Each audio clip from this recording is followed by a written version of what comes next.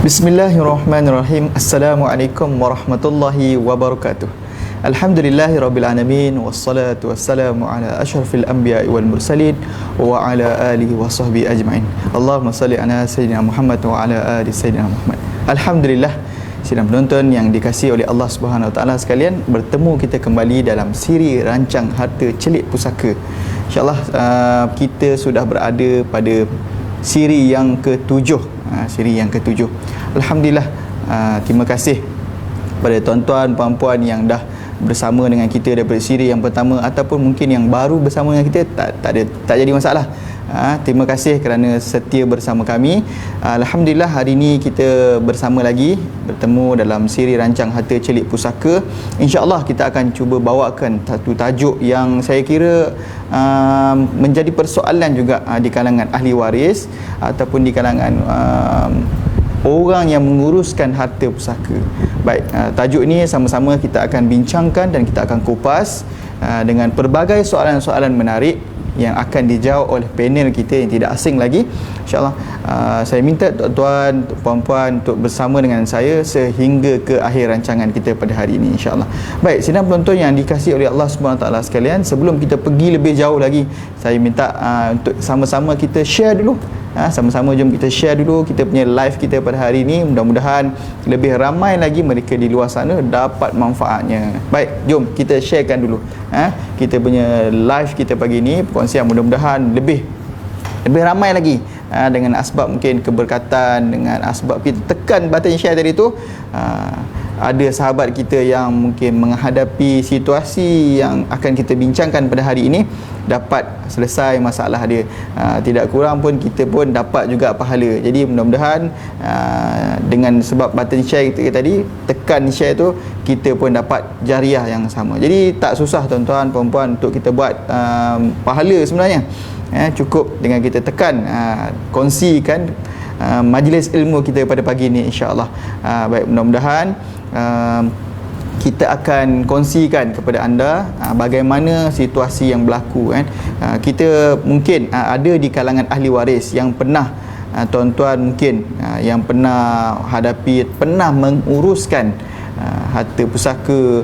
Ada keadaan di mana apabila kita nak menguruskan harta pusaka tersebut, ada keadaan adanya waris yang tak ada. Waris tu tak ada. Sedangkan dia tak ada tu bagaimana? Bukan dia dah mati, tapi dia tu tak ada, tak tahu dia pergi mana.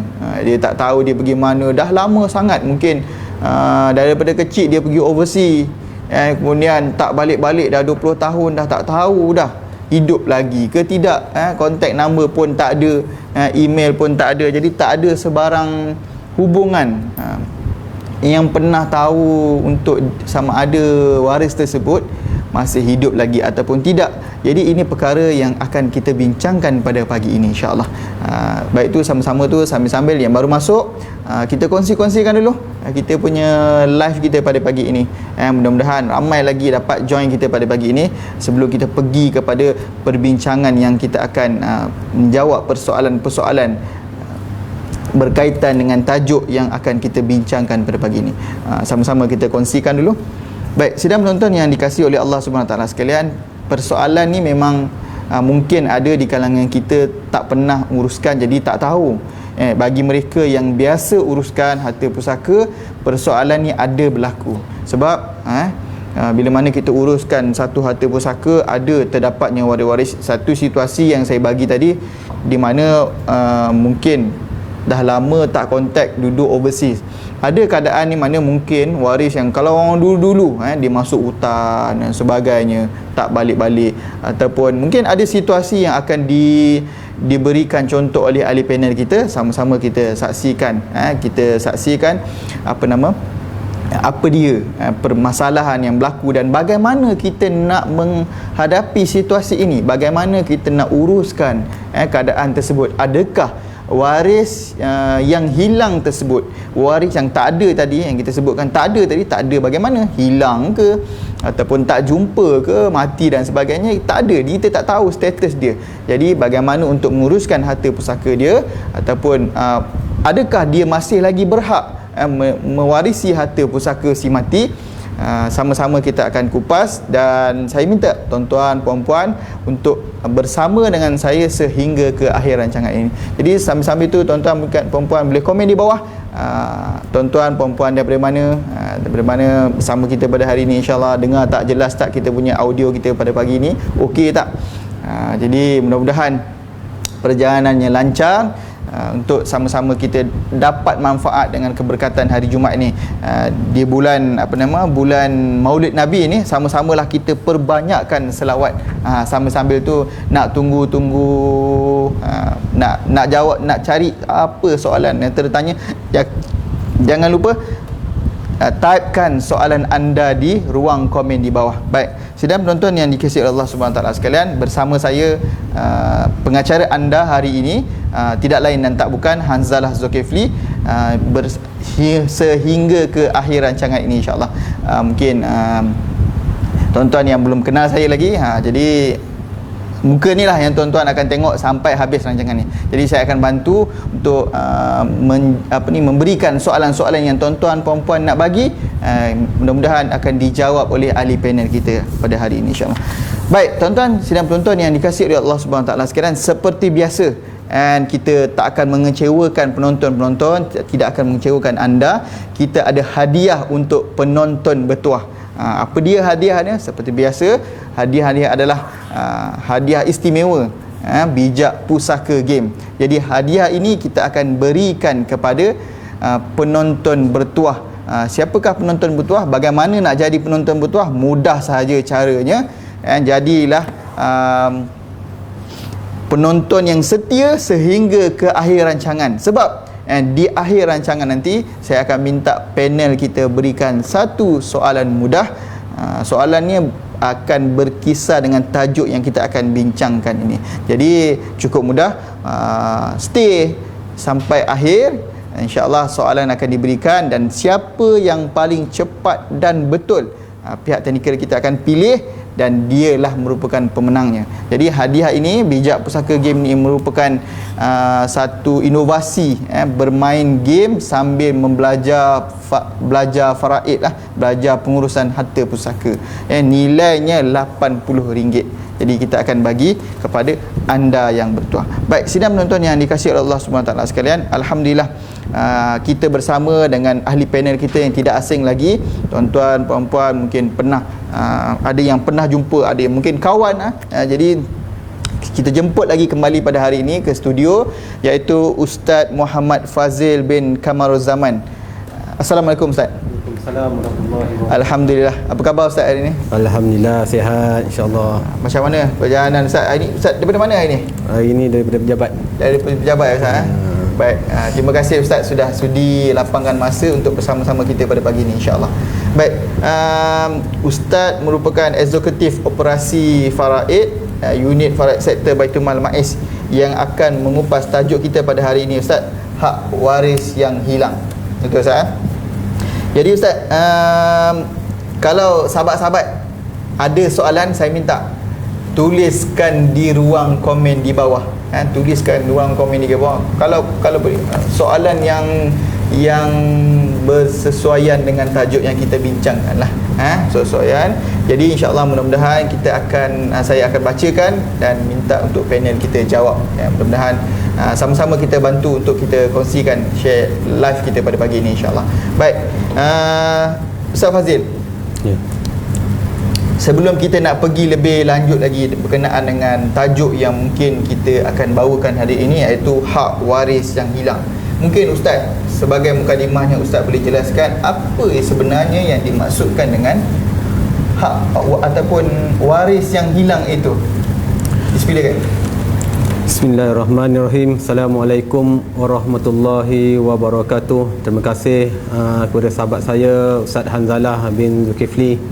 Alhamdulillah, pertama sekali marilah kita merafakkan sepenuh syukuran ke hadrat ilahi kerana pada pagi ini kita masih lagi diberi nikmat kesihatan oleh Allah SWT, diberi nikmat kekuatan oleh Allah SWT untuk kita sama-sama ber-FB live pada pagi ini, ya, bincang-bincang, sembang-sembang kita tentang hal-hal berkaitan isu-isu permasalahan pusaka yang banyak berlaku dalam masyarakat kita. Alhamdulillah, kita di MAIS insya-Allah cuba bantu tuan-tuan, cuba untuk bagi memudah carakan tuan-tuan untuk memahami tentang hal-hal urusan berkaitan isu-isu pembahagian harta pusaka, bab wasiatnya, bab hibahnya dan lain-lain urusan harta insya-Allah. Pada pagi ini seperti mana yang disebutkan oleh tuan moderator kita tadi, itu Ustaz Hanzalah, itu kita akan bincang bab tentang isu orang hilang, ya, orang yang hilang, ya, dalam pembahagian harta pusaka, ya. Apa yang dimaksudkan, Ustaz Hanzalah kata tadi, berkaitan dengan orang yang hilang ini. Di dalam fiqh, orang yang hilang ni kita sebut sebagai mafqud. Mafqud ni maksudnya orang hilang lah, orang yang hilang dan kita tidak tahu statusnya, sama ada dia itu masih hidup ataupun telah meninggal dunia. Tak tahu, ya, status dia, ya. Sampai sekarang, ya, kita tak tahu status ataupun kedudukan dia, ya, sama ada dia itu hidup, ya, masih hidup lagi ke, ataupun telah meninggal dunia, ya. Keluar berjalan-jalan pergi sana sini tak tahu dan tak balik-balik rumah. Isteri arwah datang mengadu kat kita, dia kata arwah suami saya sampai sekarang tak balik-balik lagi. Contohnya tuan-tuan, yang pernah berlaku lah, kadang-kadang yang pernah dicerita dengan saya masa-masa runding cara, yang ada satu kes satu ketika dulu, dia kata suaminya daripada dulu dah lama, masa anak-anak dia kecil lagi, balik kampung ke Indonesia, tak balik-balik sampai ke Sudah, tak balik-balik rumah. Saya lah sampai sekarang yang jaga anak-anak, Ustaz, ya. Anak-anak yang membesarkan sampai sekarang ni ialah saya, ya. Suami saya sampai sekarang tidak diketahui statusnya, sama ada masih hidup ataupun telah meninggal dunia. Saya tanya pergi ke mana, makcik? Saya balik kampung aja, Ustaz, di Indonesia, tetapi sampai sekarang tak tahu, Ustaz, kedudukan statusnya, dia hidup ke dah meninggal dunia. Tak pernah kontak saya pun. Sebab kes ni kes berlaku zaman sekarang. Kalau hilang ke apa ke balik Indonesia ke, mungkin bolehlah berhubung melalui FB ataupun FB live ke, ataupun melalui Twitter ke, ataupun melalui WhatsApp ke, ya, macam-macam, melalui macam-macam kaedah media sosial sekarang ni kita boleh berhubung. Tapi ini kejadian berlaku tahun 1970-an dulu, tuan-tuan, ya, berlaku pada makcik-makcik kita, suami dia balik kampung, ya, suami pula orang Indonesia asalnya, nak jumpa, ya, sanak saudara dekat sana, balik kampung sampailah ni tak balik-balik lagi, tuan-tuan, ya. Ini kes ni macam mana kedudukan dia? Adakah boleh kita kata dia ni orang yang hilang? Inilah yang dimaksudkan dalam kes-kes tertentu ni, dikatakan mereka ini dikatakan orang yang hilang. Kita tak tahu status dia, dah 30 tahun, dah 40 tahun tak balik-balik, ya. Kita kata dia bahawa dah meninggal dunia ke belum, tak tahu. Nak kata dah meninggal, takut hidup lagi, ya. Kalau kata nak hidup, dah lama sangat, dah 30 tahun tak balik-balik, tak jenguk-jenguk anak-anak, jenguk isteri. Tuan-tuan, ya. Isunya kalau berlaku kematian, contohnya isteri dia tadi, makcik tu, dia tanya dengan kita, dia kata kalau saya ni meninggal, Ustaz, yang tanah ni gran saya ni, adakah suami saya yang hilang tu dia tak pernah ceraikan saya pun tak pernah buat tuntutan kat mana-mana mahkamah syariah untuk dapatkan fasah ke dan sebagainya, ya, adakah dia tu mempunyai hak pusaka?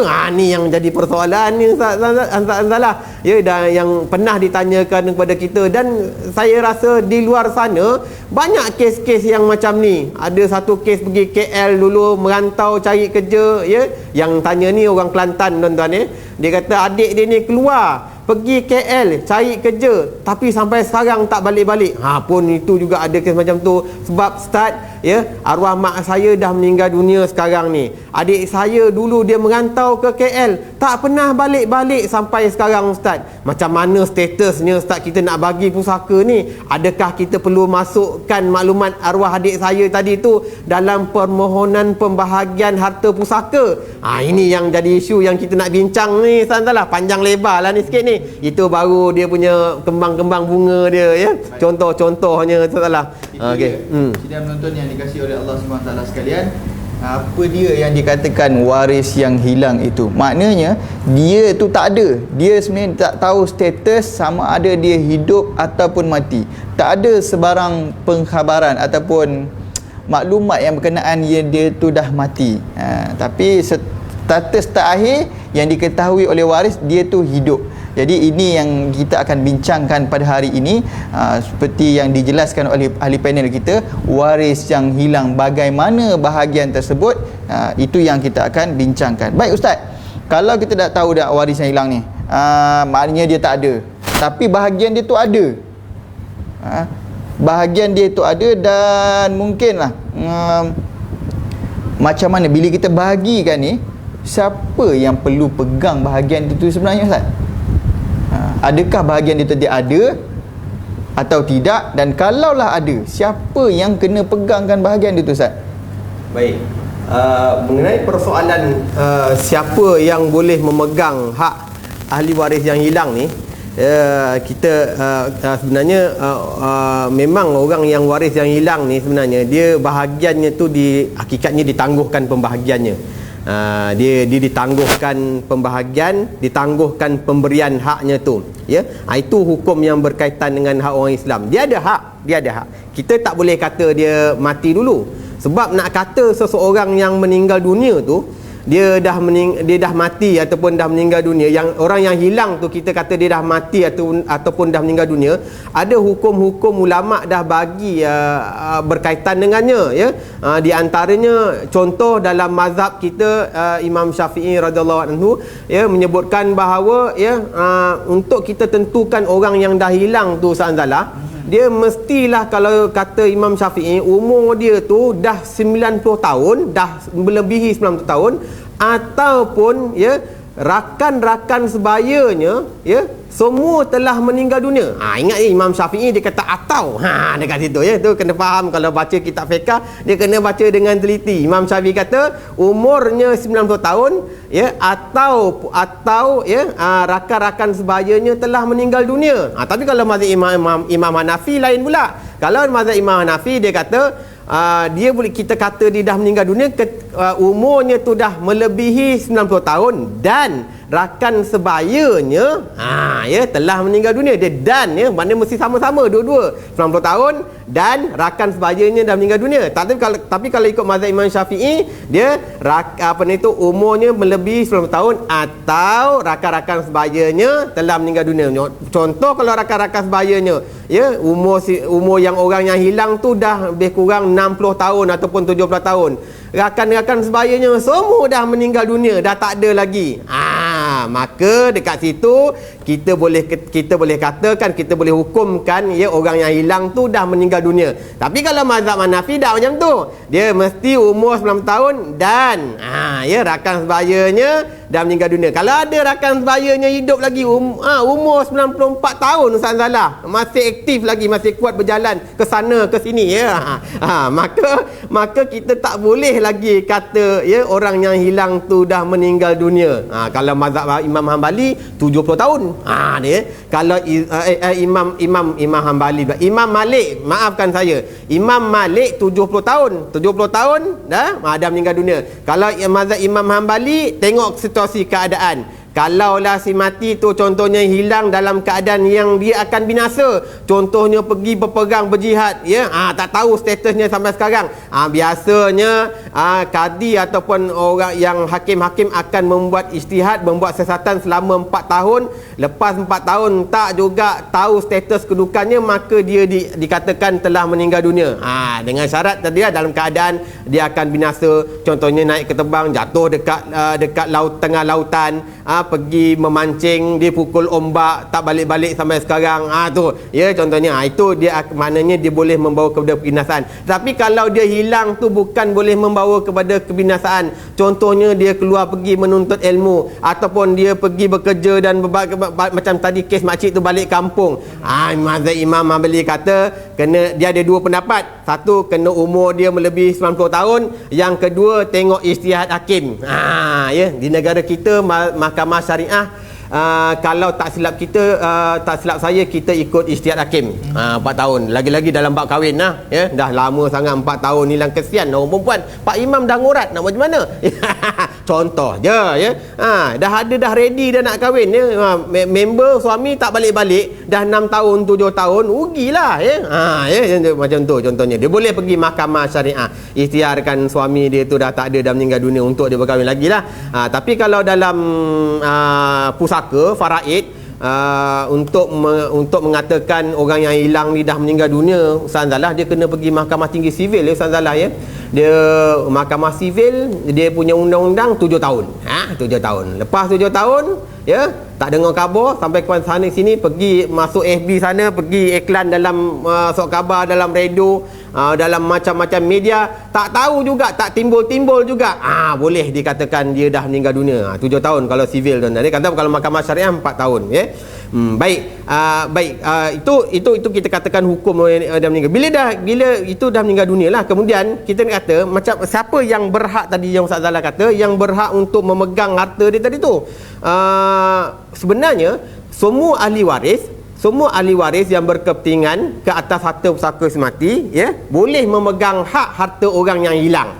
Ya, dia ada hak. Tapi syarat dia tu, dia ada syarat dia. Bukan dia boleh main pegang ni, benda salah. Ya, syarat dia mestilah syarat dia boleh memegang amanah. Dalam bab pemegang amanah, dia ada 5 syarat. Dia ada 5 syarat untuk jadi pemegang amanah ni. Pertama, mestilah Islam. Ya, itu memang dalam bab muamalah, mana-mana rujuk syarat tu salah mesti ada Islam. Tak bolehlah dia lantik, kita lantik pemegang amanahnya, contoh ahli warisnya yang hilang tu Islam. Kemudian ahli waris dia ada yang bukan Islam. Ada soalan dulu pernah ditanyakan kepada kami. Dia kata, boleh tak orang yang bukan Islam ni pegang amanah harta orang yang tak boleh. Dia tak boleh pegang amanah harta orang yang Islam, orang bukan Islam tu. Dia kena lantik orang Islam juga. Kalau tak ada orang Islam di kalangan warisnya, ada lagi yang boleh pegang amanah harta kita ni, Ustaz Zalah. Siapa dia? Baitul Mal. Baitul Mal. Orang kita ni kadang-kadang suka lupa pada Baitul Mal ya. Dia ingat duk lain je ya. Baitul Mal dekat negeri Selangor, kalau orang tanya dengan saya lah, pernah dekat masjid dulu orang tanya dengan saya, Ustaz, siapa paling amanah? Dia kata, waris-waris semua tak boleh dipercayai lah Ustaz. Dia kata saya. Dia kata, ada yang boleh mana? Siapa dia? Baitul Mal. Itu undang-undangnya. Mengikut enakmen pentadbiran agama Islam negeri Selangor tahun 2003 Ustaz Zalah, Seksyen 5/4, memang Baitul Mal dekat situ, majlis boleh memegang amanah, boleh menjadi wasi, boleh menjadi pentadbir pusaka, boleh memegang amanah, mana-mana amanah. Tu undang-undangnya ya. Tapi tu syarat-syaratnya kena ada nak jadi pemegang amanah. Kalau individu contohnya, apa syaratnya? Islam. Yang kedua, dia mesti merdeka. Sekarang ni merdeka lah, insya-Allah lah, tak ada masalah. Yang ketiga, mesti mukallaf. Mukallaf ni maksudnya dia dah balik dan dia berakal, tu masuk mukallaf dalam Islam. Kemudian yang keempat, mesti adil. Yang ni adil. Tak adil ya. Contoh orang fasik, ulama kata tak sah kita serahkan satu amanah kepada orang fasik. Itu adil masuk dalam Islam tu, meletakkan sesuatu pada tempatnya. Kemudian yang kelima, mestilah salah satu syarat yang kelima untuk memegang amanah ni, orang yang memegang amanah itu mesti orang yang layak dan boleh melaksanakan amanah yang diberikan. Orang tua dah lupa, tak larat, tak mampu ya. Istilahnya kata nyanyok kan. Tak bolehlah kita lantik pemegang amanah. Kita lantik orang yang tak pandai uruskan harta pemegang amanah. Tak boleh sebenarnya. Ulama kata tak boleh. Dia mesti orang yang dipilih untuk memegang amanah tu orang yang mampu untuk mengurus dan mentadbir harta tersebut, harta orang yang hilang tu. Ini diserahkan pada orang yang tak berkemampuan pun tak boleh juga. Tu sebab kita dari segi sudut pentadbiran, kalau dah tak ada individu yang boleh megang amanah, maka lantiklah Baitul Mal pun boleh, tak ada masalah. Kita dalam kita punya pengalaman saya lah Ustaz Zalah, di unit faraid, saya dah berkhidmat unit faraid ni sejak tahun 2011 lebih kurang macam tu. Dulu saya bekerja dekat daerah ya, di Pejabat Agama Sepang bahagian wakaf, dan saya naik dekat MAIS di Majlis Agama Islam Selangor di HQ, saya pegang unit faraid. Adalah 2-3 kes pernah dirujuk pada kita, dan Mahkamah Tinggi Sivil pernah melantik kita sebagai pentadbir dan memegang amanah. Tak ada masalah tuan-tuan ya, dari segi undang-undang, sebab dia diiktiraf. Sivil pun mengiktiraf perkara-perkara yang berkaitan dengan Islam. kuasa-kuasa bidang kuasa negeri. Masalahnya kadang-kadang kita ni orang awam yang masih mempersoalkan lagi, ada ke kuasa Baitul Mal, ada ke kuasa Majlis Agama Islam Selangor, dia kata macam tu. Tak habis-habis kadang benda tu. Cuba kita rujuk balik pada undang-undang. Okey, Ustaz Zala. Baik, maknanya Ustaz, bahagian waris tersebut, hak waris yang hilang itu perlu dipegang oleh mereka yang amanah. Ya. Kalaulah tak ada mungkin orang yang amanah di kalangan ahli waris, maka boleh melantik Baitul Mal sendiri sebagai pemegang amanah tersebut. Ustaz, mungkin saya terskip lah satu soalan. Kita nak tahu juga bagaimana kalau kita nak uruskan bahagian waris yang hilang tersebut. Sekarang ni bila kita nak bagi, kita dah tahu ada waris yang hilang dalam pembahagian harta pusaka tersebut. Jadi ceritanya tadi bahagiannya ada dan perlu dipegang oleh waris yang hilang. Sekarang ni macam mana kita nak bahagi ni? Macam mana nak proses nak buat ni? Perlu diasingkan siap-siap dulu ke, ataupun kita dapatkan perintah anggapan kematian tadi ke, macam Ustaz cakap tadi kan, maknanya pergi 7 tahun baru pergi, ataupun boleh setahun kita rasa dia ni tak ada dah ni, terus kita pergi buat pembahagian, tapi bahagian ni kita simpan dulu. Bagaimana Ustaz? Mungkin ada kaedah dan cara untuk kita nak bahagikan bahagian waris yang hilang itu tadi. Kalau kita nak cerita pasal kaedah pembahagian waris orang yang hilang ni, ulama telah membahagikan kepada beberapa situasi, Ustaz Zala. Dia tengok situasi dan tengok keadaan. Kalau tengok dalam kitab-kitab kita baca tentang ni, kalau kita bahas-bahaskan, kita sembang-sembang, kita tengok balik, memang dia kena tengok dalam keadaan situasi. Tak boleh kita bagi dalam situasi macam ni je. Dia ada lebih kurang 2-3 situasi. Contoh, dalam keadaan situasi pertama, kalaulah si mati dia meninggalkan anak lelaki yang hilang, contohnya, dia ada anak lelaki yang hilang, Ustaz Anzala. Kemudian dia ada saudara lelaki seibu sebapa, saudara perempuan seibu sebapa, contohnya, si mati, lain sekali, dia kena pelan-lahan ni, tak boleh laju-laju. Saya kadang-kadang cakapnya laju, sebab ada orang tegur saya, Ustaz Fazil ni cakap laju sangat lah, macam kereta api.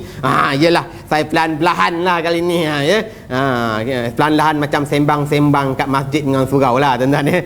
Contoh dalam situasi pertama, kalau si mati dia ada anak lelaki yang hilang, anak lelaki dia hilang, seorang dia ada anak lelaki seorang, dan anak lelaki tu hilang, tak tahu status dia sama ada hidup ataupun mati.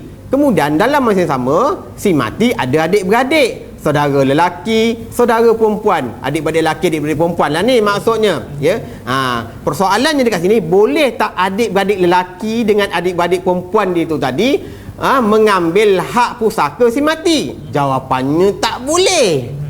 Dekat situ dia tak boleh ganti. Tak boleh.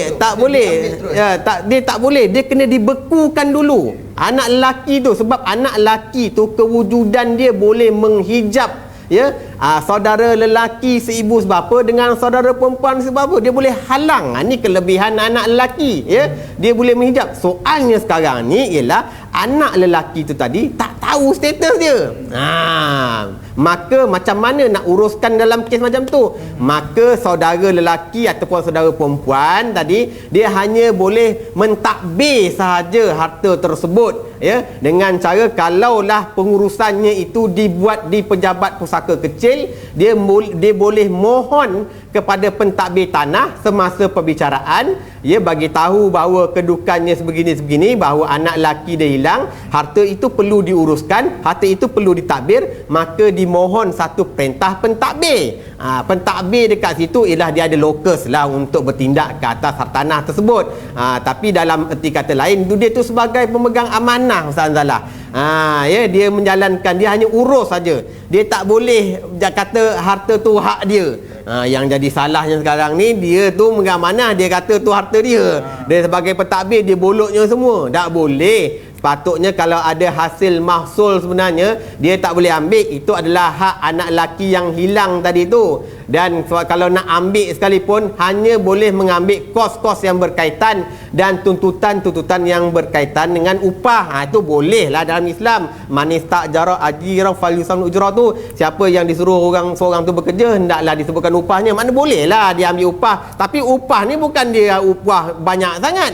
Ini melampau-lampau upahnya. Contoh kita upah kat Malaysia ni boleh ambil setakat 10%, contohlah 10%, maka 10%. Lepas tu yang lain-lain modal semua tu dia dahulukan, maka dia boleh tuntutlah daripada hasil mahsul tu sebut. Yang lebihnya kena simpan. Ya, tak boleh simpan, takut nanti kalau mati jadi pusaka dia pula, maka letak dekat Baitul Mal. Pernah buat macam tu? Tak pernah kan? Dekat luar sana orang tak tahu peranan Baitul Mal dekat situ. Patut pergi Baitul Mal, serahkan hasil mahsulnya. Contoh, ada satu kes dekat belah Kuala Selangor sana lah, ni bendang-bendang ya. Dia tak tahu status orang yang hilang tu macam mana hasil bendang tu, Ustaz. Okey, senang aja. Hasil bendang yang orang yang hilang tak tahu statusnya tu, maka diserahkan. Setiap kali panen dapat hasil, bahagiannya letak kepada siapa? Baitul Mal. Nanti kalau waris yang hilang tutup muncul tiba-tiba, maka dia boleh tuntut dekat Baitul Mal. Cuma dia kena buktikan dia ni adalah anak ataupun waris kepada waris mati. Itu status pertama. Baru status pertama. Panjang ni, tak salah. Boleh terus sekali tak? Dalam situasi kedua, itu tadi tu maknanya tak boleh bagilah. Maknanya tak boleh dibagi. Kena ditangguhkan dulu pembahagian dia keseluruhan harta tu.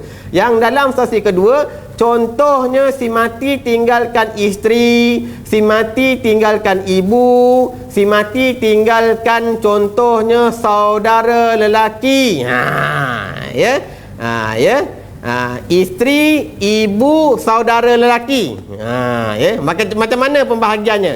Pembahagiannya dekat sini ialah isteri si mati dan ibu si mati boleh ambil hak bahagian dia. Contohnya dalam kes tu, isteri dia sebab si mati tak ada anak, maka isteri dapat 1/4. Tak ada masalah, ambil 1/4 tu, salah. Isteri berhak untuk dapat 1/4 tu.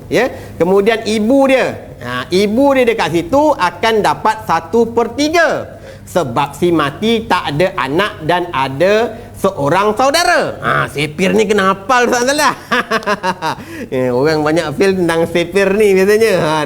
Kenapa ibu dapat 1/3? Sebab si mati ada seorang saudara, lelaki yang hilang tadi tu. Seorang, kalau ramai lain, ramai 1/6. Ini seorang. Maka ibu tadi tu akan dapat 1/3. Isteri 1/4, ibu 1/3 bahagian. Lebihannya tu asobah tu disimpan, ditangguhkan dulu pemberian ataupun pembahagiannya.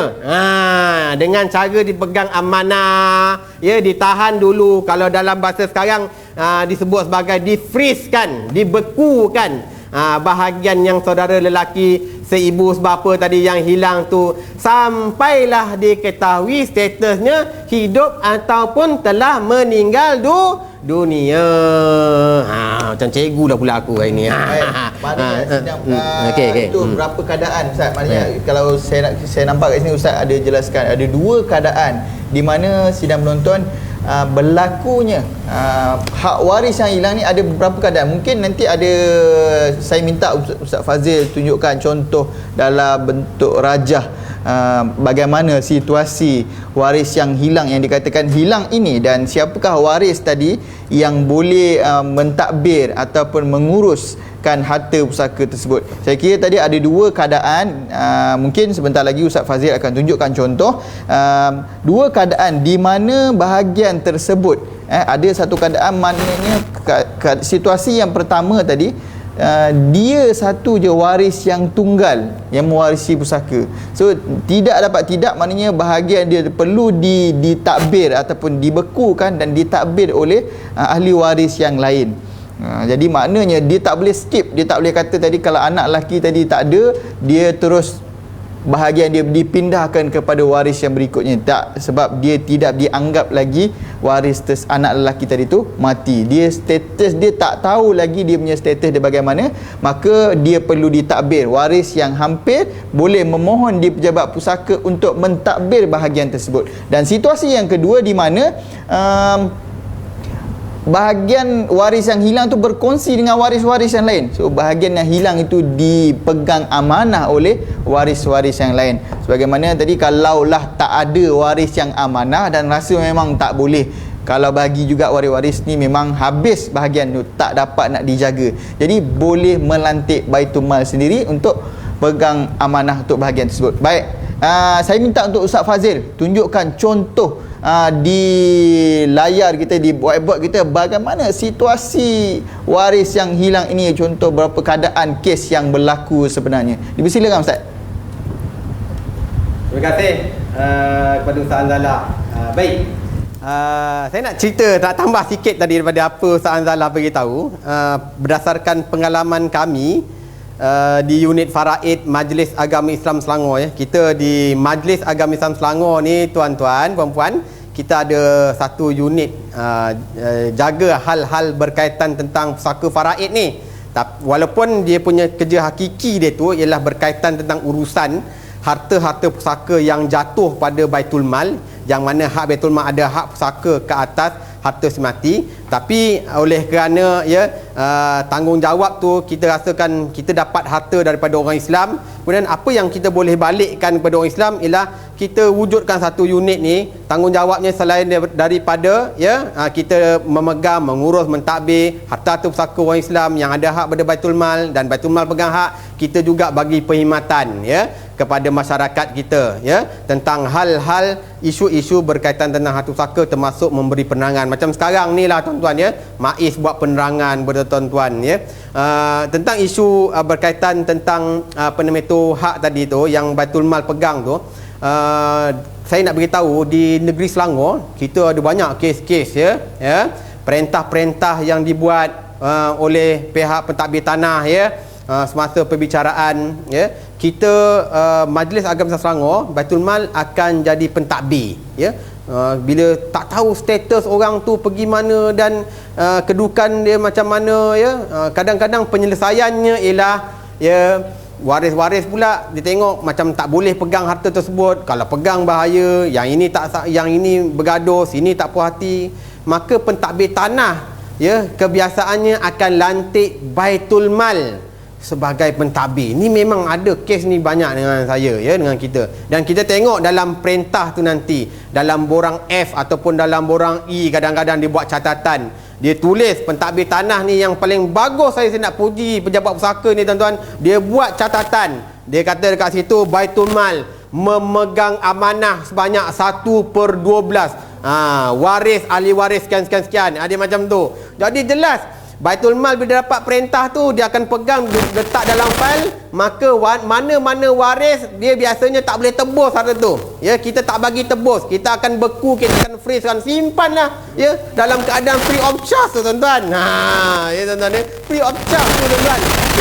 Kita pegang sampai orang lain tak boleh tebus, orang nak beli pun tak boleh. Ada hasil kena serah pada Baitul Mal. Tu tanggungjawab Baitul Mal tuan-tuan, yang mana pentadbir tanah melalui bidang kuasa dia di bawah Undang-Undang Akta Pembahagian Harta Pusaka 1955, dia gunakan power kuasa dekat situ melantik Baitul Mal sebagai pentadbir tuan-tuan. Tu cerita sikit lah tuan-tuan. Tuan-tuan dekat sana kena juga ambil tahu pasal isu-isu macam ni. Kadang-kadang orang pelik, macam mana Baitul Mal bagaimana? Ingat Baitul Mal ni bagaimana untuk bawa umur je, bukan. Kadang-kadang dalam hal keadaan tertentu Baitul Mal memang boleh jadi pemegang amanah dan boleh jadi pentadbir. Buktinya dalam enactment sendiri yang saya sebut tadi, section 5/4 memang jelas menyebutkan dekat situ bidang kuasa Baitul Mal ataupun Majlis Agama Islam Selangor untuk menjadi pentadbir, menjadi wasi, menjadi pemegang amanah mana-mana amanah. Baik. Okey. Kita nak tengok situasi. Tadi baru bagi dua situasi. Itu pun dah penat Ustaz Anzala. Serak suara dibuatnya dua situasi. Kalau situasi pertama tadi, si mati ada anak lelaki, si mati ada saudara lelaki, si mati ada saudara perempuan, harta langsung tak boleh bagi. Kena beku, ya. Kena lantik megang amanah di kalangan waris. Kalau di kalangan waris tak ada tak boleh ataupun tidak mampu untuk memegang amanah, maka kena lantik Baitul Mal lah sebagai pentadbir. Yang kedua ialah saya kata si mati tinggalkan isteri, si mati tinggalkan ibu, si mati tinggalkan saudara lelaki. Dekat situ. Maka ibu dan isteri si mati yang merupakan waris ashabul furud ambil terus bahagian dia. Ya, 1/4 kalau isterinya dan ibunya pula baki beku sampailah nanti diketahui status orang yang hilang tu. Kalau yang orang hilang tu dah meninggal dunia, maka dibahagikan bahagian dia tadi tu. Ya. Kalau macam tadi isteri 1/3, isteri 1/4, isteri 1/4, ibu 1/3, maka asal masalah jadi 12. Ya, maknanya dekat situ isteri akan dapat 3/12, ya, kemudian ibu dapat 4/12. Ni congak aje lah tuan-tuan, saya congak, ya. Kadang-kadang kena congak, malas nak tulis, ya.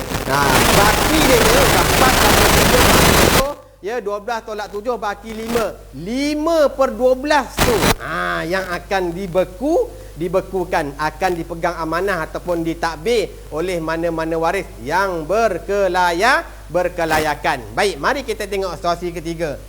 Ya. Dalam situasi ketiga, contoh pula si mati,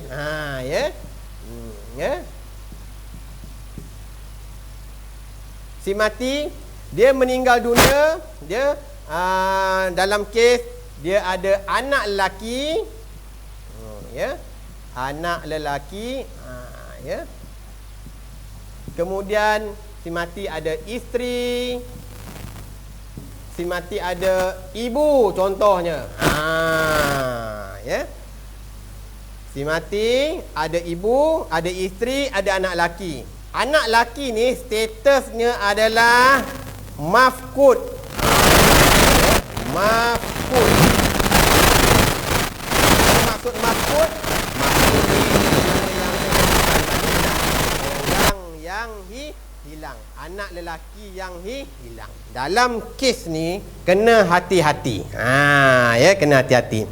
Macam mana kita nak bahagikan bahagian ibu dan bahagian isteri? Anak lelaki ni macam mana pula bahagian dia? Yang mafkud ni. Ya, dia ada hak tak? Adalah hak. Sebab kita tak tahu status anak lelaki si mati ni yang hilang ni, dia hidup ataupun dah mati. Bahaya, ya. Saya kalau bab yang dah orang hilang ni, saya suka tanya, yang hilang ni dia hilang sebelum si mati-mati ataupun sebelah si mati-mati. Semua ada efek tu dekat situ, tuan-tuan, ya.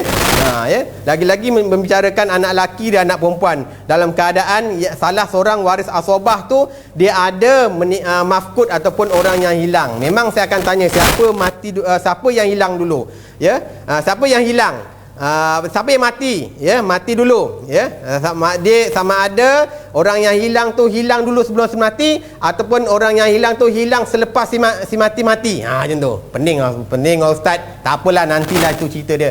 Baik, ibu ni kalau dalam hal keadaan macam ni, ulama kata kalau nak dibuat pembahagian, hendaklah isteri dan ibu yang waris fardu ni diberikan bahagian yang paling minima, yang paling sikit. Contohnya isteri, kita tak boleh dia bagi 1/4 kat sini. Ya. Isteri tak boleh bagi 1/4. Oh, mentang-mentang lah anak dia dah hilang, lah tahu status apa, kita kata isteri kena bagi 1/4. Tak boleh. Isteri dekat sini kena bagi 1/8 bahagian. Ya. Kenapa ustaz kata 1/8, 1/4? Pening lah. Itu nantilah dalam bab cerita faraid yang lain. Ya, dalam bab ashabul furud. Ya, isteri dapat 1/4 ataupun 1/8. Boleh rujuk dalam surah An-Nisa ayat 12 kalau tak percaya dengan saya, ya. Ya. 1/8 kena bagi bahagian yang paling minima ataupun yang paling sedikit hak bahagian waris ashabul furud tersebut. Tak boleh bagi yang besar iaitu 1/4. Ibu juga macam tu. Tak boleh bahagi bahagian dia tu 1/3, ya. Ibu si mati, kalau si mati ni tak ada anak, biasa tak ada anak, tak ada adik-beradik langsung, maka ibu dapat 1/3. Tetapi di dalam kes ni, anak lelaki yang mafkut ni, kita tak boleh kata dia dah hilang ni, dah meninggal dunia, dan kita bagi ibu ni 1/3. Ibu ni kita kena bagi bahagian yang paling rendah. Berapa? 1/6 bahagian. Mana rujukan bahagian ibu 1/6 ni? Boleh rujuk dalam surah An-Nisa ayat 11. Wali abawai likulli wahidin minhuma sudusu mimma taraka inka nalahu walad. Tu ada tu ayat tu. Rujuk dalam Android masing-masing Al-Quran.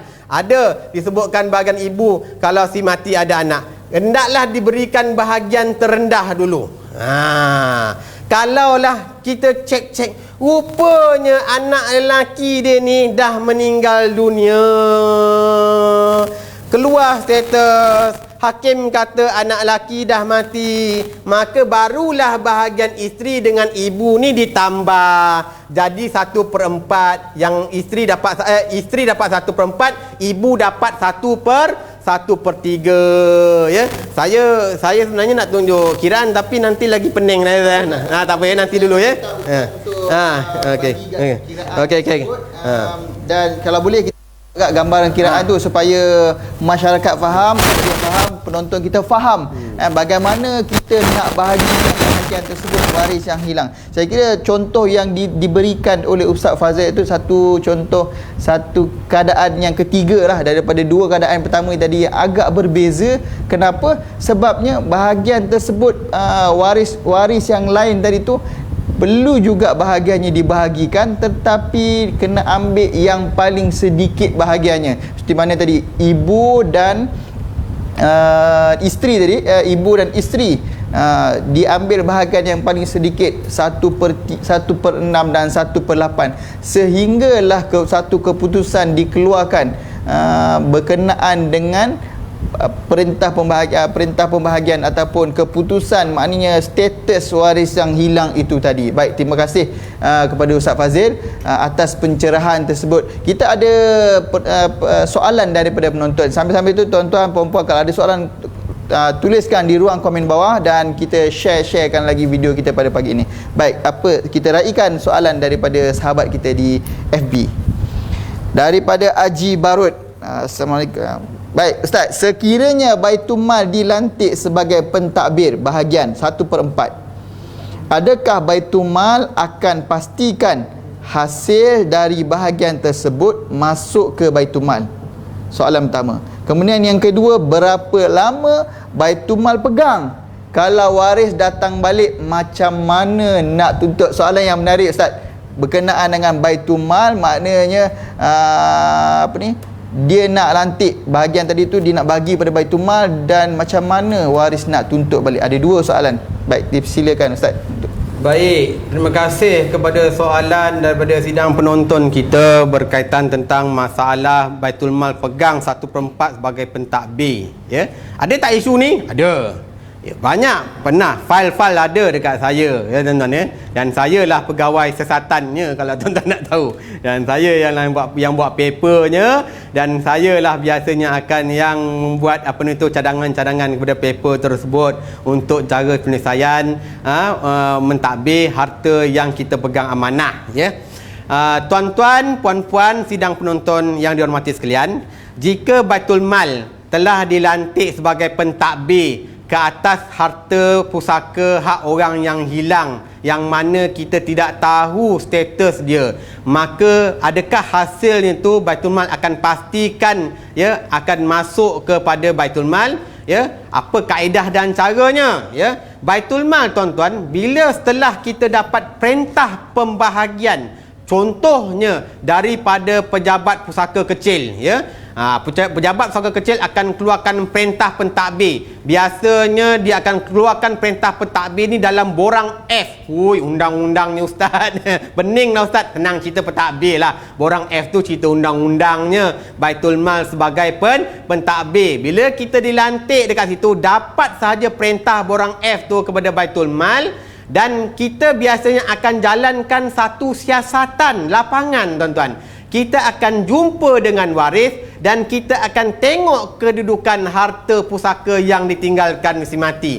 Waris tujuannya kita nak jumpa, kita nak tahu kenapa Baitul Mal dekat situ, kita nak sahkan balik melalui perintah tu. Kenapa Baitul Mal pegang amanah ataupun jadi pentadbir. Bila waris dah bagi tahu Baitul Mal pegang amanah disebabkan untuk waris yang hilang seperti sekian, maka kita akan buat laporan, kita akan buat catatan nanti di dalam fail kita. Kita kata bahawa kita pegang harta bagi pihak sekian. Kemudian kita tengok hartanya pula. Apa harta yang ditinggalkan oleh si mati? Contoh, kalau harta yang ditinggalkan oleh si mati rumah, ataupun harta yang ditinggalkan si mati kebun kelapa sawit. Contoh yang paling mudah, contohnya kebun kelapa sawit, ya. Bagaimana hasil daripada kebun kelapa sawit tersebut? Kalaulah kebun kelapa sawit tu tiap-tiap bulan ada hasil, maka hasilnya itu 1/4 bahagian yang telah diperintahkan kepada Baitul Mal sebagai pentadbir ataupun pegang amanah, hendaklah waris yang menguruskan harta tersebut, ya, yang mengerjakan kebun tersebut, yang dapat hasil kebun tersebut, asingkan 1/4 bahagian tu dan hantar hasil itu ke Baitul Mal, ataupun pergi sahaja ke mana-mana pejabat agama Islam di negeri Selangor. Pergi pejabat agama Islam, kemudian terus ke unit Baitul Mal untuk buat serahan hasil tersebut. Cakap ini adalah hasil masul bagi harta pusaka sekian untuk Baitul Mal pegang sebagai waris yang telah hilang ataupun mafkud. Maka kita akan terima dan duit tu kita akan pegang di Baitul Mal, ya. Kemudian itu adakah Baitul Mal akan pastikan benda tu? Biasanya Baitul Mal akan hantar surat, Ihsan Zala, ya. Kita akan hantar surat kepada waris-waris yang menguruskan harta tersebut untuk memberi notis ingatan. Kalau dia orang tak hantar, Ustaz, ada tak kes macam tu? Tanyalah. Banyak. Kalau tak hantar, maka orang yang mengurus, yang mengambil harta tersebut, maka dia dikira sebagai berdosa, tuan-tuan. Dekat situ sepatutnya kena serahkan kepada pemegang amanah, tapi disapunya. Dia habiskan duit tersebut, digunakan untuk dia sendiri. Ini yang salah ni, ini yang kena hati-hati, yang Allah tak bagi kita ambil makan secara batil. La ta'kulu amwalakum bainakum bil batil. Tu yang disuruh, yang disebut dalam Al-Quran. Itu yang sedap tu. Kita ni, Ustaz Zala, dalam Al-Quran, wa ta'kuluna turas akal lama tu, Allah peli kita makan harta pusaka secara tamak haloba. Ya, memang sedap makan harta pusaka ni, tuan-tuan. Cukup sedap sehingga menjilat jari, ya, tuan-tuan, ya. Itu maknanya Baitul Mal akan hantar notis. Baitul Mal akan pastikan notis tu sebenarnya anggaplah bukannya arahan. Kita sebenarnya Baitul Mal ni lebih kepada untuk berdakwah saja. Nak tolong, nak bantu waris-waris tu tadi, supaya hak orang yang hilang tu jangan dimakan, jangan diambil. Yalah, tapi walau macam mana sekalipun, Ustaz Zala, kita ni boleh berdakwah, ya. Nak paksa-paksa tu kadang tak boleh, tak mampu. La ikraha fiddin. Ya, kat situ. Baik. Okey, yang kedua, kalaulah waris yang hilang tadi tu dia nak tuntut balik, boleh tak? Boleh. Bila Baitul Mal jadi pentadbir ke atas harta tersebut, kemudian waris yang hilang tadi tu datang semula jumpa pada Baitul Mal dan membuktikan bahawa dirinya adalah waris pada si mati yang telah sekian lama hilang dan dia berhak untuk mendapat harta tersebut. Kalau dia tanah, bagaimana caranya? Mudah saja. Baitul Mal nanti akan buat permohonan ulang bicara di pejabat pusaka kecil, melalui borang pi, ya, kat situ ulang bicara. Kemudian kita bagi tahu, kita isytiharkan kepada pegawai pentadbir tanah, pegawai pusaka, bahawa waris orang yang hilang ni dah ada, telah ditemui dan datang, dan dia telah berjaya membuktikan bahawa dirinya adalah waris yang hilang tadi tu dengan mengemukakan sijil perintah faraid contohnya. Maka kita akan berulang bicara dan pulangkan kembali bahagian 1/4 yang Baitul Mal pegang amanah tu tadi. Tu ceritanya. Kalau duit pula lagi senang lah. Maknanya bahagian tersebut boleh dipegang amanah oleh Baitul Mal, dan waris-waris ataupun waris yang hilang tadi tu bila dia muncul balik, dia boleh datang buat permohonan untuk tebus semula bahagian tersebut. Bagaimana pula nak menghadapi satu situasi kalau waris tak nak bagi kerjasama, Ustaz? Ini satu masalah ni. Sebenarnya tak ada kaitan dengan dengan waris mafkud. Mafkud ni cerita orang hilang. Kalau waris yang tak nak bagi kerjasama ni sebenarnya ialah bukan cerita waris mafkud. Isu masalah dia keadaan dia tadi, dia pegang amanah, dia takbir, tapi dia tak nak bagi. Ceritanya tadi patut dia kena bagi dekat Baitul Mal. Dia kena uruskan hal tersebut, tapi dia tak berbuat demikian. Maksudnya dia tak nak bagi kerjasama. Part tu macam mana kita nak menghadapi situasi waris yang ni? Patut dia serah lah, itu bukan hak dia, tapi dia tak buat demikian, Ustaz. Mungkin ada penyelesaian dan ada nasihat Ustaz boleh kongsikan? Baik, kalau waris enggan bagi kerjasama dalam konteks waris mafkud, sepatutnya dia yang menguruskan harta tersebut. Contohnya mengerjakan kebun tersebut, kemudian langsung tak nak bagi kerjasama kepada Baitul Mal untuk menyerahkan hak bahagian mafkud tu tadi. Apa Baitul Mal boleh buat? Seperti mana yang saya sebutkan tadi, biasanya kita akan keluarkan surat notis dekat diorang ahli waris ni. Kita akan tinggalkan notis, kita tinggalkan arahan, kita bagi 2-3 kali notis. Kemudian bila dah 2-3 kali notis tak jalan, biasanya kita akan hantar orang, kita akan hantar ustaz untuk pergi ke hartanah, kita jumpa dengan waris. Tapi kalau lah orang yang ustaz yang kita hantar tu tak salah, kena kejun dengan parang panjang contoh. Ada ke berlaku, Ustaz? Aku nak cerita, bila cerita macam tu ustaz-ustaz kat Baitul Mal ni, kalau cerita ni semua contoh-contoh yang kebanyakannya pernah berlaku, tak salah. Kena kejor dengan parang lah, apalah kan. Ustaz ni pun tuan-tuan, walaupun ustaz dia belajar agama, dia tak adalah ilmu mempertahankan diri. Dia tetap cakap cabut, tuan-tuan. Takut juga. Aku kalau dah ditunjuk parang tu, aku pun takut jugalah. Ya tuan-tuan, tapi biasanya tak adalah sampai kita report polis. Sebabnya kita tahu kalau benda ni dibawa ke tengah, diambil tindakan, kesian pula kepada waris tu. Dah tua. Sekarang mengancam kita pegawai majlis, macam-macam pula tindakan yang kita diambil melalui undang-undang, susah. Yang kita boleh ambil dekat situ Baitul Mal hanya bagi nasihat, kita bagi surat notis, kita turun, kita beritahu. Dan kalau dia tak nak jumpa bagi kerjasama juga, kita biasanya akan tak jemu bagi nasihat, kemudian kita akan tengok status tanah tu. Kalau status tanah tu salah, kita boleh pecahkan dia punya bahagian itu. Kita akan cuba pecahkan. Kalau betul-betul dia nak bagi sama ni salah, kita cuba pecahkan mengikut tindakan undang-undang, selari dengan undang-undang kanun tanah negara dan undang-undang lain yang sedia ada. Itu je yang mampu kita buat, salah. Baik, maknanya ada tindakan, ada solutionnya untuk kita laksanakan menghadapi situasi keadaan yang berikut. Jadi tuan-tuan, puan-puan yang mungkin berlaku mengalami situasi tersebut, saya nasihatkan jangan buat tindakan yang melulu. Kalau boleh datang rujuk dengan Baitul Mal sendiri bagaimana nak uruskan harta pusaka tersebut. Baik Ustaz, kita dah janji nak bagi hadiah kepada penonton.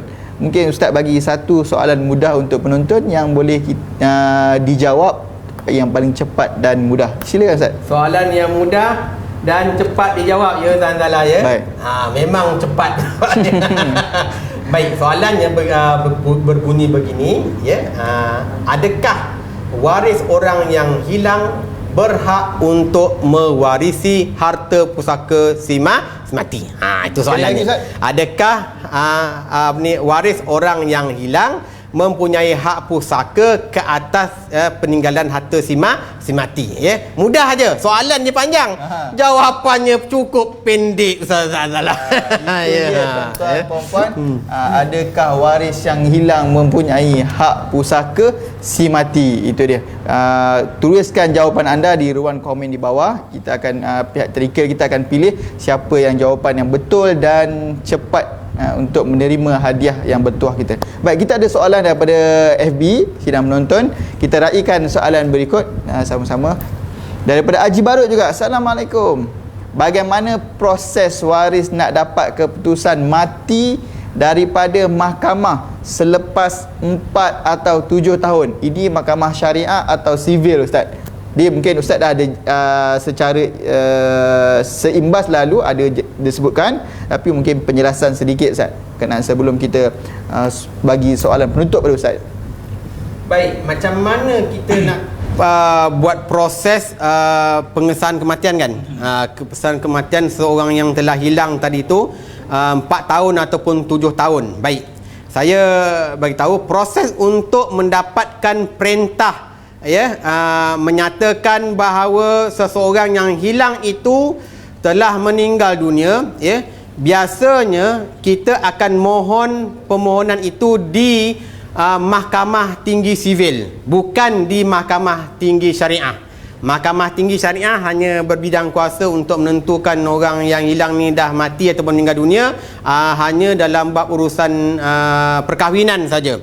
Tetapi kalau dalam bab urusan harta, bagi kita menentukan seorang itu telah meninggal dunia, maka prosesnya ialah di Mahkamah Tinggi Sivil.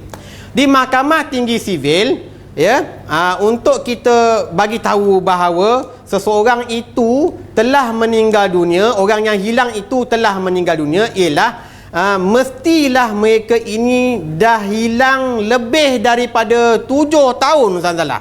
7 tahun.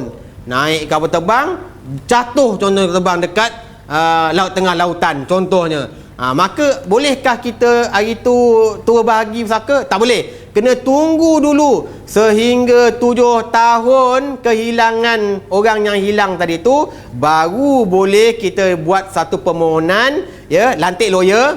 Saya nasihatkan lantik lawyer, hire lawyer civil untuk dapatkan satu perintah yang disebut sebagai perintah anggapan kematian, bahawa si mati dah meninggal dunia. Kalau tak adalah perintah tu Ustaz Salah, selagi itulah kita tidak boleh kata bahawa orang yang hilang tadi tu, naik kapal terbang tadi tu, sebagai orang yang telah distatuskan sebagai telah meninggal dunia. Tapi dalam situasi keadaan kita sekarang ni sebenarnya pihak-pihak yang boleh mengesahkan di antaranya untuk kita ketahui status seseorang itu meninggal dunia, di antaranya ialah Jabatan Pendaftaran Negara. Waris-waris sebenarnya boleh juga sebenarnya buat satu permohonan di Jabatan Pendaftaran Negara, dapatkan satu maklumat family tree. Saya tak tahu setakat ni boleh ke tak boleh, setelah dikuatkuasakan Akta Perlindungan Data Peribadi tahun 2010 ni, sebab banyak sekatan tuan-tuan. Tapi kalau dulu dia boleh dapatkan family tree dan kita boleh tahu status waris-waris yang ni, contohnya dia hidup ataupun telah meninggal dunia. Kat Malaysia ni tuan-tuan, kalau dah berlaku kematian biasanya, walaupun waris tu kadang-kadang ahli waris ni dia tak tahu yang adik dia keluar ke Kuala Lumpur ni dah meninggal dunia ke belum. Biasanya JPN dia akan tahu, sebab bila meninggal dunia, IC dia tadi tu akan dihantar oleh pihak polis ataupun orang awam kepada pihak JPN untuk dimaklumkan bahawa dia ni telah meninggal dunia. Maka pihak JPN akan daftarkan bahawa status IC, nombor IC dia orang yang hilang tadi tu, dia telah meninggal dunia. Dan apabila waris yang tak tahu status ni, dia pergi rujuk pada JPN, kadang baru dia dah meninggal dunia. Pernah macam tu dibuat macam tu tuan-tuan. Kalau dia dah meninggal dunia dekat luar negara sekalipun, keputusan kematian di luar negara tu pun mesti dihantar ke JPN untuk JPN keluarkan satu surat pula mengesahkan bahawa si mati dah meninggal negara di Mesir contohnya, macam tu. Maknanya proses-proses tu ada mengikut undang-undang kita. Cuma proses untuk mengesahkan ataupun untuk mendapatkan perintah anggapan kematian ini semuanya berlaku boleh dipohon di peringkat sivil, contohnya di Mahkamah Tinggi Sivil melalui anggapan kematian, ataupun satu lagi disebut sebagai pengesahan kematian. Pengesahan kematian pun ada juga. Kita dah tahu sivil juga. Kita dah tahu tarikh mati dia, kita tahu dia punya kubur dia kat mana, ada batu nisannya, tulisannya, semua tu bukti-bukti ambil dan kita ada saksi. Itu namanya pengesahan kematian melalui akta keterangan. Yang anggapan kematian akta keterangan juga. Bawa benda tu ke Mahkamah Tinggi Sivil, kemudian kita dapatkan pengesahan bahawa si Fulan bin Fulan ni telah meninggal dunia, ni kubur dia. Kalau anggapan kematian, kita nanti dia buat anggapan kematian bila-bila. Itu tarikh masa dan mati tu biasanya hakim yang akan tentukan salah. Bukan kita yang orang awam ni pandai-pandai ya. Cuma kalau tanya pendapat secara peribadi dengan saya, biasanya masa perintah itu dikeluarkanlah sebenarnya ya, orang yang hilang tu telah meninggal dunia. Wallahu alam. Baik, itu dia maknanya prosesnya di Mahkamah Sivil selepas 7 tahun Ustaz ya. Baik, sidang penonton yang dikasihi oleh Allah Subhanahu Wa Taala sekalian, kita dah ada pemenangnya. Sama-sama kita saksikan siapakah pemenang bertuah, iaitu Syahri Jamsuri. Berhak Ustaz Ya, berhak. Maknanya jawapannya mudah aja. Berhak ataupun boleh mewarisi hak orang yang hilang itu, boleh menerima bahagian itu. Tahniah diucapkan kepada pemenang penonton bertuah kita pada hari ini. Baik, sidang penonton yang dikasihi oleh Allah Subhanahu Wa Taala sekalian, saya kira Ustaz Fazil panel kita pada hari ini telah menjelaskan tajuk yang kita bincangi dengan cukup jelas, dengan berapa situasi keadaan yang telah dibawakan. Mudah-mudahan saya berharap sidang penonton yang dikasihi oleh Allah Subhanahu Wa Taala sama-sama kita faham. Saya nak ucapkan terima kasih kepada Al-Fadil Ustaz Fazil atas perkongsian ilmu pada hari ini dan kelapangan masa. Mudah-mudahan ada manfaatnya untuk kita semua pada hari ini, insya-Allah. Baik, sidang penonton yang dikasihi oleh Allah Subhanahu Wa Taala sekalian,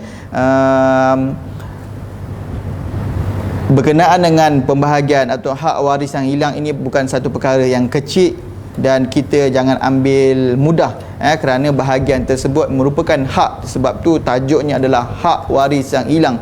Maknanya jawapan yang diberikan daripada tadi berhak, kena jaga bahagian tersebut, dan kita tak boleh anggap dia tu macam tak ada. Dia ada sebenarnya dan perlu dijaga, perlu ditadbir, perlu dipegang amanah, perlu diuruskan, dan tak boleh diambil tanpa sehingga mendapat satu keputusan anggapan kematian ataupun perintah kematian terhadap situasi tersebut. Baik, itu dia kesimpulan yang saya dapat buat untuk perbincangan kita pada hari ini. Mudah-mudahan perkongsian yang diberikan oleh Al-Fadil Ustaz dapat sama-sama memberi kita manfaat yang banyak dan mudahkan urusan kita, insya-Allah. Baik, sidang penonton yang dikasihi oleh Allah Subhanahu Taala sekalian, sebarang urusan pertanyaan ataupun persoalan, tuan-tuan boleh hubungi pihak MAIS ataupun boleh datang ke pejabat MAIS. Untuk musim PKPB ni kita menggalakkan untuk tuan-tuan puan-puan buat appointment, buat temu janji sebelum datang. Telefon dulu, bagi tahu telefon 0355143773 ataupun 3772 ni di ibu pejabat. Tuan-tuan puan-puan boleh datang ke pejabat MAIS, telefon nak datang bila, bagi tahu. Sebab waktu dia sangat terhad lah, pukul 9.30 pagi sehingga 4 petang.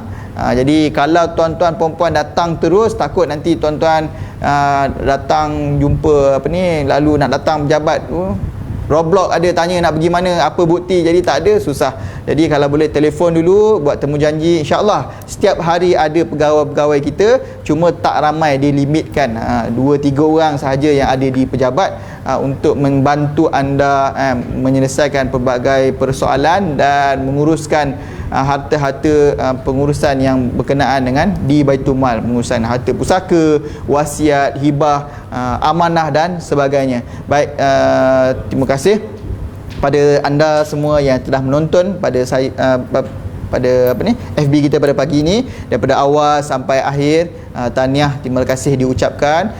Mudah-mudahan Allah Subhanahu Taala memberikan anda banyak manfaat atas perkongsian kita pada hari ini. Dan tak lupa juga tahniah kepada pemenang. Jangan lupa PM kan pada MAIS nombor telefon, alamat dan maklumat anda untuk kita serahkan hadiah yang kita janjikan pada penonton bertuah kita pada hari ini. Baik, sekadar itu saja untuk perkongsian kita pada pagi ini. Segala kekurangan dan kelemahan saya mohon maaf. Mudah-mudahan Allah Subhanahu Taala ampunkan segala kekurangan kita, kesalahan kita, dan diberkati kita pada hari Jumaat ini. Jangan lupa banyakkan berselawat, gunakan peluang hari Jumaat ini untuk kita berselawat dan kita membaca surah Al-Kahfi. Bagi mereka yang boleh pergi solat Jumaat, terus pergi segera bersiap-siap untuk pergi solat Jumaat. Yang tak dapat pergi, digantikan dengan solat Zuhur. Jangan lupa ada kesedihan dalam hati kita kan. Mudah-mudahan doa ambil keberkatan hari Jumaat ini untuk kita, mudah-mudahan Allah SWT segerakan angkat wabak yang sedang melanda kita semua ini. Baik, sekadar itu saja saya dahului dengan tasbih kafarah dan surah Wal-As. Aqulu qouli hadza astaghfirullahal azim li wa lakum. Assalamualaikum warahmatullahi wabarakatuh.